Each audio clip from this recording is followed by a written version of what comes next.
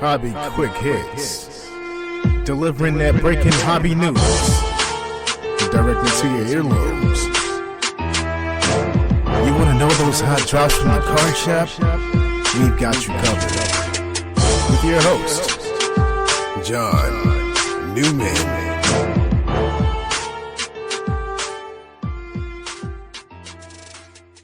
Hey everybody, episode 138 of Hobby Quick Hits. And we've seen, the crescendo has sort of come and went, that boom, two-year boom, if you will, year-and-a-half boom. Things are settling down as, discretionary income comes down for various reasons. I won't make this a financial program. It's actually not. But we've seen other people, other genres of the hobby sort of take off. Non-sports, wrestling, soccer, and that I shouldn't say non-sports. They're sports, but other than the four major sports, we've seen other things sort of crescendo too from previous levels. And we're going to talk about one of those that I've started to try to get into. It's very difficult because I'll be winning an auction for it and, get sniped at the end. And a lot more people are sort of onto this aspect of the hobby. And that's tickets. When I say tickets, not for next week's games, but tickets either whole or stubs of significant milestone games. Someone's debut, someone's 500th home run. Just vintage tickets in general are getting harder to find. And it's something I've started to get into. And I wanted to kind of talk about that and talk about why I think it's a great thing to also collect, especially if you're already collecting cards or like collecting cards. So that will be today's episode. Tickets, we're going to talk about my approach, what I'm trying to add, and what the market is doing in tickets. But we're going to get to all that. First, we're going to hear from our great sponsor, Mojo Break, and then we'll get the show underway. MojoBreakShop.com is the best place to get your sealed wax products and brakes. They not only have the best selection, but the best prices. Whether it's a box or a whole case, they are your guys. They ship worldwide to your doorstep. Their reputation as one of the most trusted in the hobby goes unmatched. They are the 2021 Topps Rip Party Champion Breakers. From sports card to Pokemon cards, their selection can't be beat. They offer daily deals and pre-orders. Hey guys, John Newman here. Mojo's prices are already great, but to save an additional 10% off anything in their store, use the code QUICKHITS. That's QUICKHITS. Check out the full service store that's open 7 days a week in Santa Clara, California, or the website at mojobreak.com. Let's check out this week's hobby wax releases. Take it away, Owen. Hey guys, Owen from Sports Card Shop. Let's go over the weekly releases.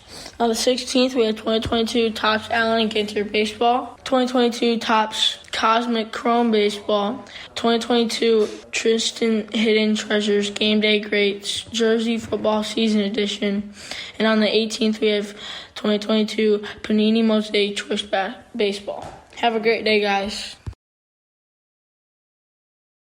Let's go round the hobbyverse and catch up on this week's hobby news. Quiet news week, but we do have some stories here. We're talking about tickets on today's episode. A bunch of early Wayne Gretzky tickets are going to be in the Heritage Auction coming up, but also Wayne Gretzky's first Oilers contract signed by him and his father. Pretty interesting. That's expected to bring $400K. Golden's got their own auction going on. They got another triple logo, man. This time it's Bird, Magic, and Jordan. And the opening bids, $200K on that. bunch of Astros stuff from the combined no-hitter in the World Series is headed not too far away from me to Cooperstown, New York, to be put on display there. And speaking of that World Series win, Topps, as usual, will be doing their 15-card commemorative set. There can be parallels, anywhere from 1 of 1 to number to 49.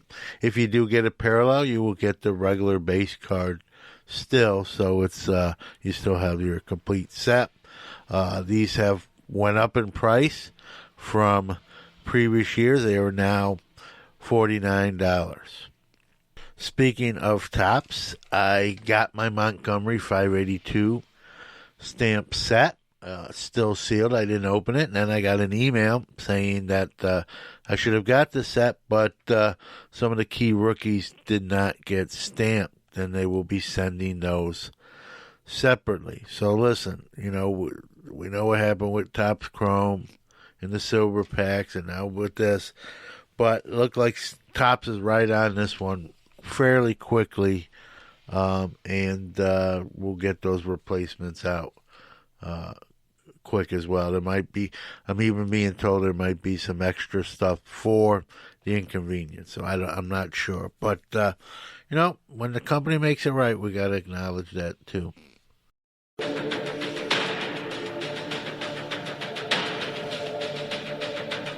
now, our feature presentation.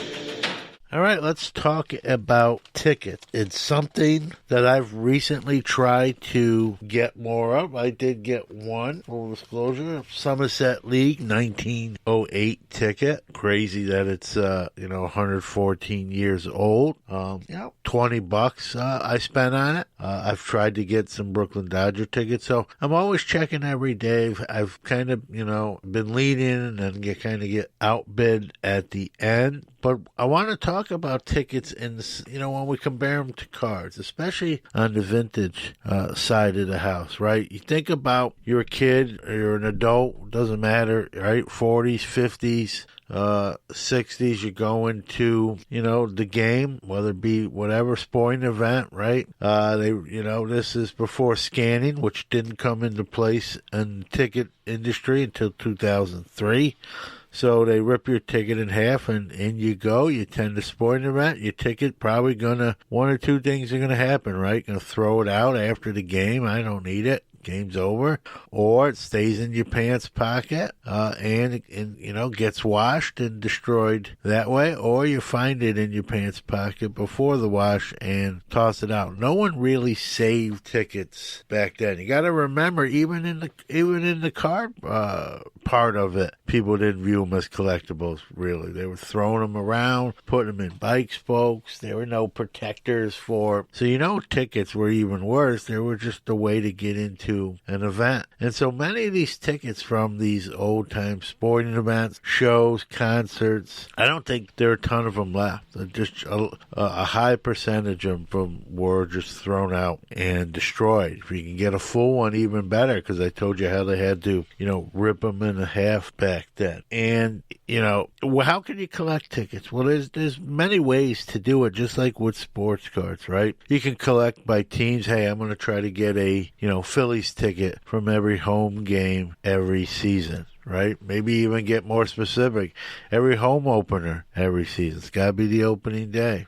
That's team collecting, right? You can collect players. Like, hey, I want to try to get a ticket, from every game Mike Trout appeared in or at home. Every Mike Trout home run game. I mean, there's just so many. You can collect, like I just said, by milestone, by team, by player.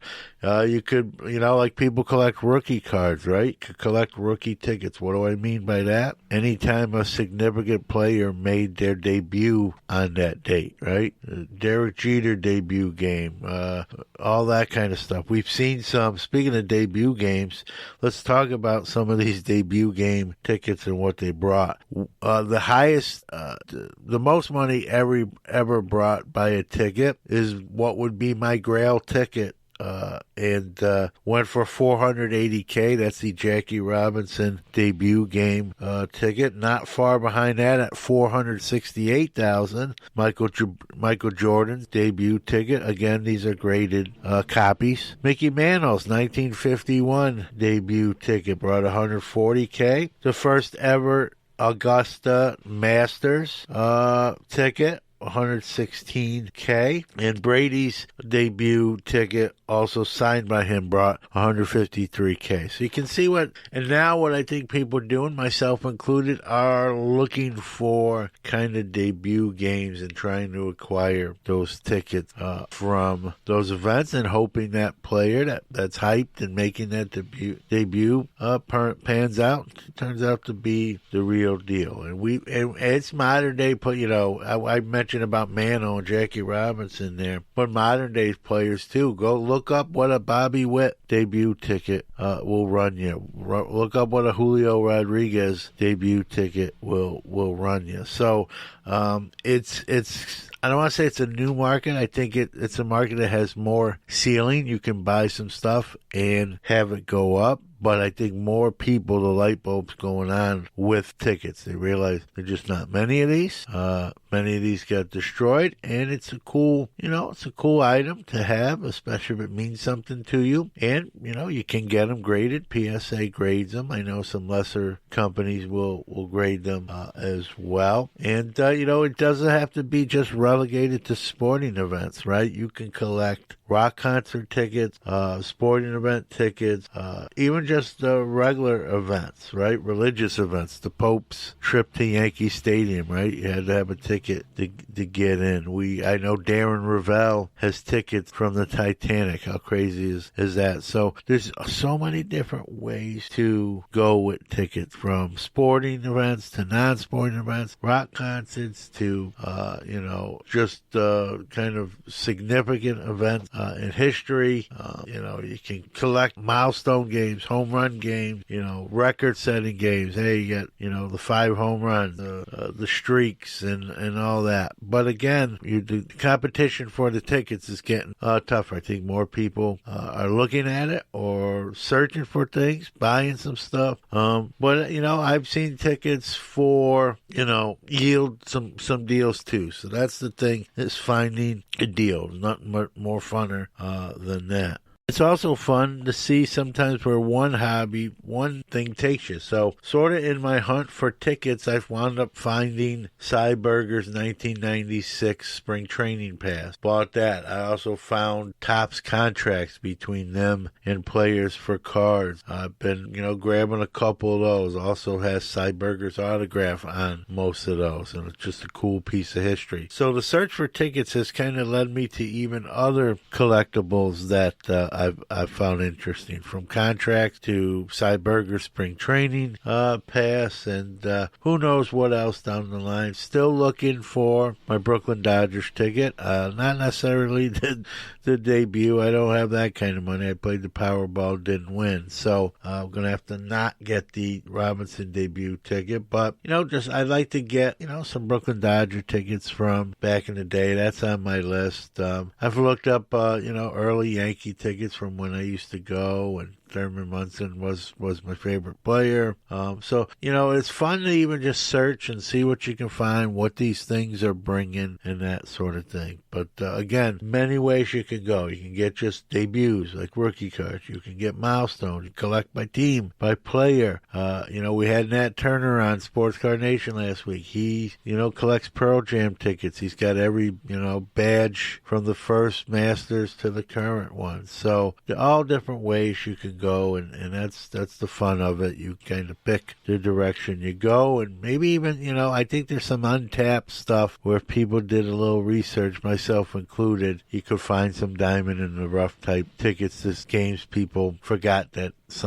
this happened in it, if you will. So I think that's the fun of it, right? The chase and the hunt and the significance. Let's talk about real quick before we kind of close this topic out. Let's talk about the significance of, the scanning now. So, if you go to a sporting event now, a rock concert now, you generally don't have hard tickets. You have a barcode on your phone. You have a barcode that you printed out on your printer when you ordered the tickets. They'll scan it with their little handheld as you come through, and you have no hard copy ticket. Most venues, most events will give you or print hard copy tickets if you request.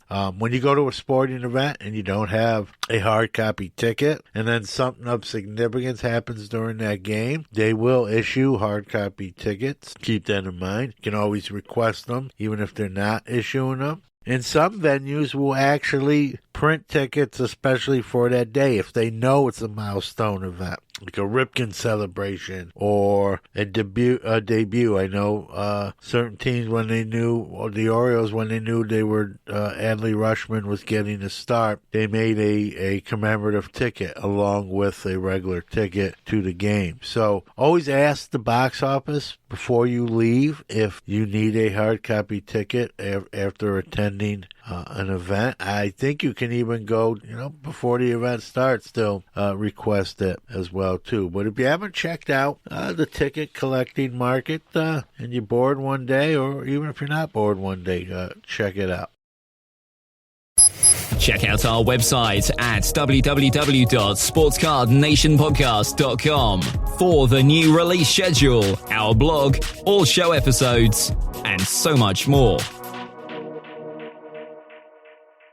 All right, that's going to do it for episode 138 and tickets. And again, just like cards, even if you decide to get into the ticket collecting hobby, just like the card side, there's many ways to do it, right? You can collect tickets of a certain team only. You can super collect tickets of a certain player. So let's say it's Griffey Jr. You can just try to get tickets from milestone games he hit his, 300th homer, 400th homer, 3,000 hit, whatever, whatever direction you want to go. You can go more recent tickets where it's going to be more affordable. Go back further vintage, it's going to cost you more, as I'm finding out. So you got many ways to go about it if it's something you want to do. Just keep in mind, I think there's the pool's getting full. I think there's more people starting to catch on to tickets, and like I said during the topic portion, that there's probably not as many of these things out there as people realize. So I think more people, the light bulb's going on for them, and they're out there trying to snag these up. And so it's going to be tougher, but that's the fun, right? The chase and the hunt.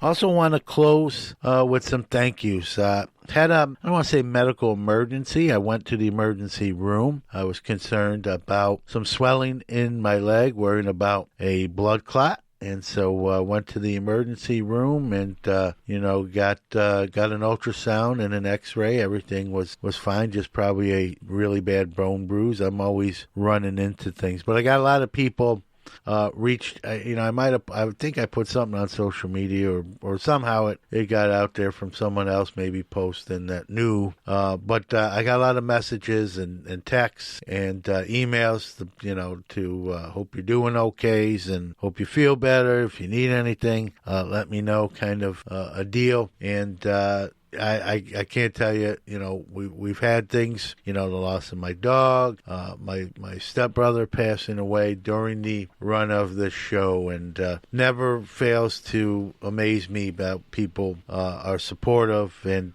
care, and want to say thanks for all those well wishes. Swelling has it's not completely gone, but it's going down and feeling a little bit better. I'm a nervous patient, so you always worry, but doing all right, and got to keep going, as I always say, and we will. So we'll be back here next Monday for another episode of Hobby Quick Hits. But on Friday's show, we got a great guest on Sports Card Nation, Chris Fitzgerald, the director of the Behind the Card film that is actually coming out on Friday. So the next Friday, he'll be on Sports Sports Card Nation. That will be also the premiere of the Behind the Card movie starring Steve Aoki, Rob Go, Sports Card Investor, Vegas Dave, Joe Davis, and many others. It's a cast, and it's a great film. I got to screen it. We're going to have Chris Fitzgerald on there, and I'm going to tell him what I thought of the movie, what I thought maybe he could have added or improved upon, which was not a ton, but it was a solid movie. I thoroughly enjoyed it. So listen next Friday. We're going to learn some secrets of the movie, maybe, who was asked on and declined, and all those fun things, and how long the movie took, and I think you'll find that a great interview. So I made the outro long enough. We'll see you very soon. Be safe, be well.